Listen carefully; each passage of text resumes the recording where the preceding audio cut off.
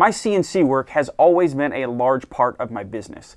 It's what enabled me to start my YouTube channel and share with you. I've got an order of 100 walnut cheese trays that I need to get done.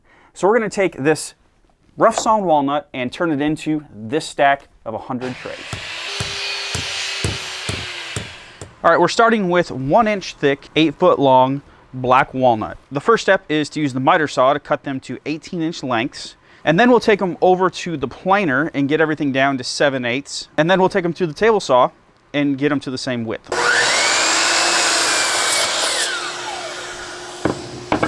All right, so we've got all 11 of those boards cut down into 18-inch sections. It yielded 52 18-inch sections. Make sure you stay to the end of the video to see how long this process actually takes us. So if you're wondering why I didn't mill these full-length boards down before I cut them into 18-inch length pieces, and it really has to do with the size of my shop. And I just don't have the size comfortably to flip 8-foot boards around. All right, so all these pieces have gone through the planer twice. One on each side. I went through once and flipped it over, and we're gonna have to go through one more time. These pieces were actually a little bit thicker than 4/4, a little thicker than 1 inch. So it's gonna take a little extra milling to get down to 7/8. There are some imperfect boards in here, but I'm not too worried about it because we're making a tray. We're not gluing anything up. If it's really twisted, then I'll go through the steps to flatten that piece if need be. So you might be wondering, why did you put them in individual stacks? Each one of these stacks is from the same board. The reason I did that is because each board is slightly different width. When you buy a piece of hardwood lumber, usually you have control over the thickness. You tell them how thick you want it, and you tell them how much you want. So the length, the width, and the thickness determine how many board feet you get. So I calculated I needed 40 board feet, but whether it's a 6-inch board and a 10-foot long, or it's an 8-inch wide board, 4-foot long, I'm not able to select that. Now, you are in some places, but obviously you pay a lot more. The thought is that you, as long as they're the right thickness, you can join 2 boards up and get the width that you want.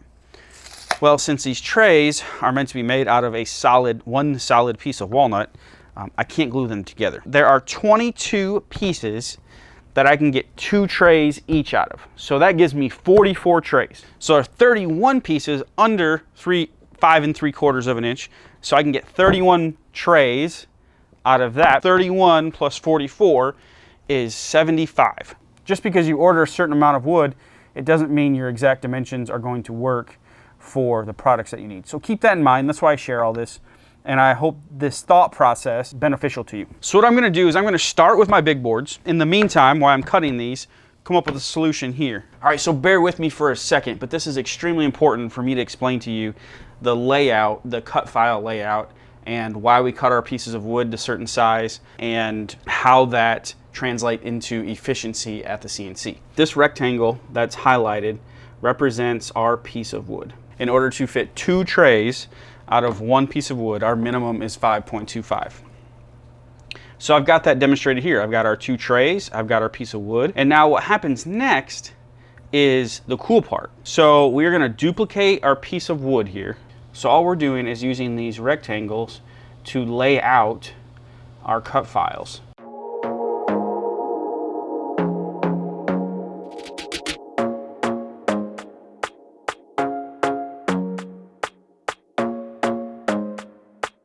For my tool paths, I'm running my traditional 2 passes for my bowl and tray bit. So my first pass will be this roughing pass. I've got it running at a 0.37 step over, and then it's going down to a depth of 0.3, and then I'm coming back, same bit, the step over is 0.06, and I'm running it from 0.3 to 0.37 depth. So our total depth is 3/8, and then we'll come back and we'll run our contour cut. All right, so here's a couple notes about my setup to make things streamlined and easy. So I have the same X, Y, and Z point every single time. Every piece of board is the same thickness, and then these 2 pieces of wood that are just brad nailed down into my wasteboard create the same XY point every single time. So I don't have to reset my height, Z, or anything. It's a matter of getting the wood off of there and putting more on in the same place, same setup. And I don't have to modify tool paths. I don't have to modify the files unless I'm switching stock width size, which I've already covered. So if you remember those rectangles that I was talking about, each board represents one of those rectangles, and it's mirrored right here on the bed. And so everything's laid out perfectly to know where to cut and line them up.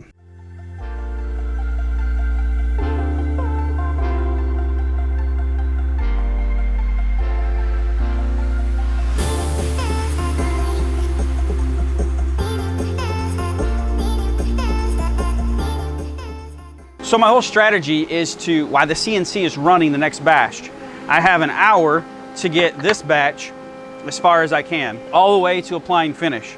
That way, I'm actually finishing them as I go, rather than cutting them all and then finishing them all. That just is time wasted. A really simple way to cut these tabs is to use an oscillating tool.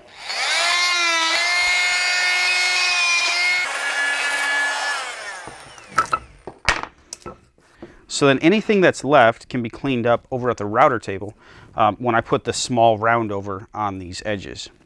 So here's why my layout is so important, other than the obvious reasons. So this is what I have as waste out of this. So I'm getting everything I possibly can out of this wood. All right, so we've been cranking through these. I've got all of the 5.5-inch boards cut.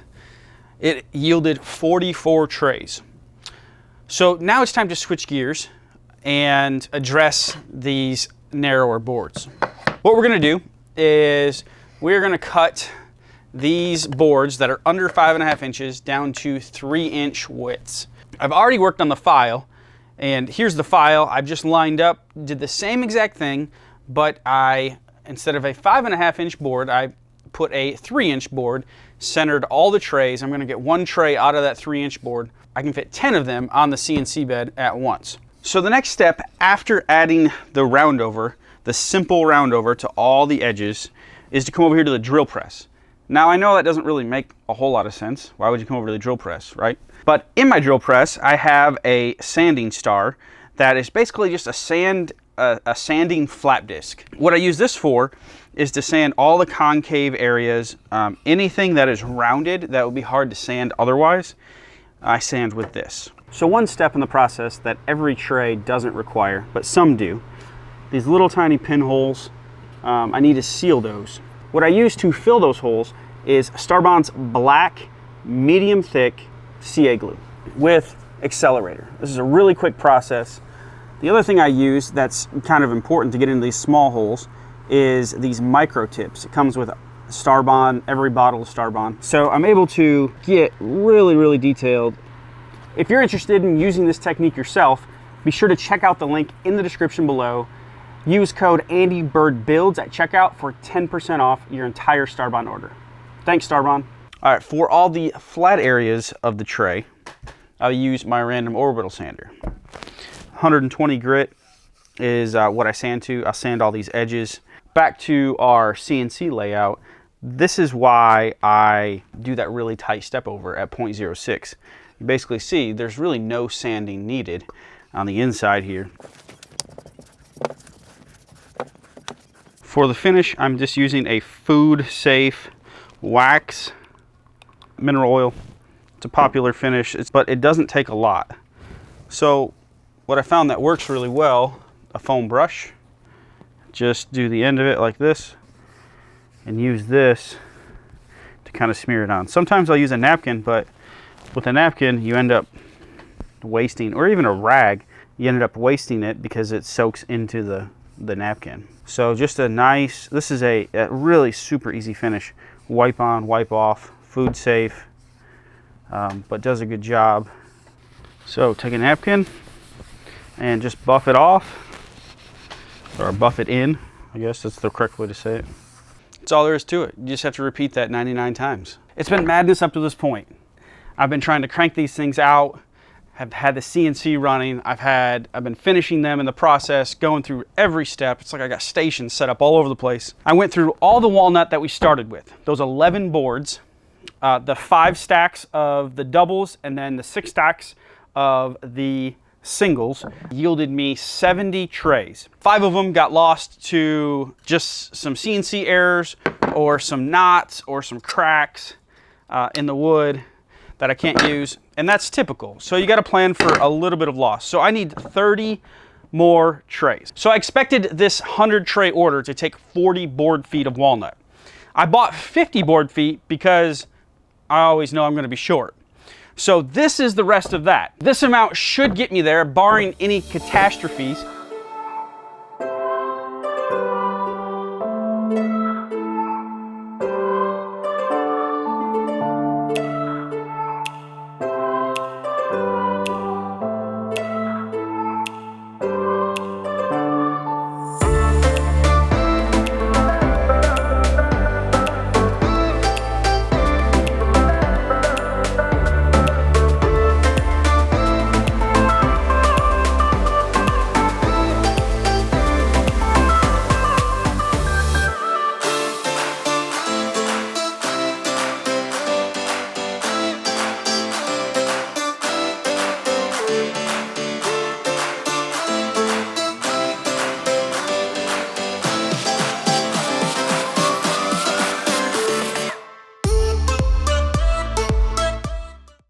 So I noticed that it wasn't running all that well, and I couldn't figure out why my cuts kept getting gradually deeper and deeper.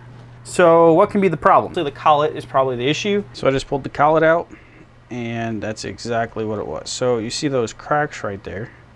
That is where, when you tighten down the nut, basically comes down and constricts and tightens around the end mill. Well, I have a bunch of walnut sawdust in there, and so I'm not able to get it properly tight, so it's been slipping on me.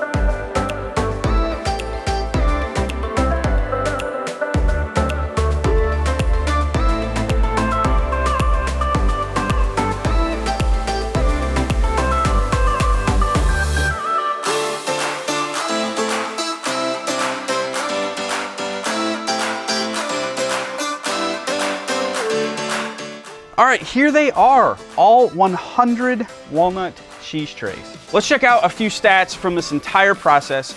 These are some of the things that are hard to convey in a 10-minute video. Overall, I'm really happy with how the process went. A few hiccups here and there, but nothing major. If you enjoyed watching this process unfold, be sure to check this video out right here, where I made 24 trays in one day. Thank you so much for watching, and I'll see you in the next video.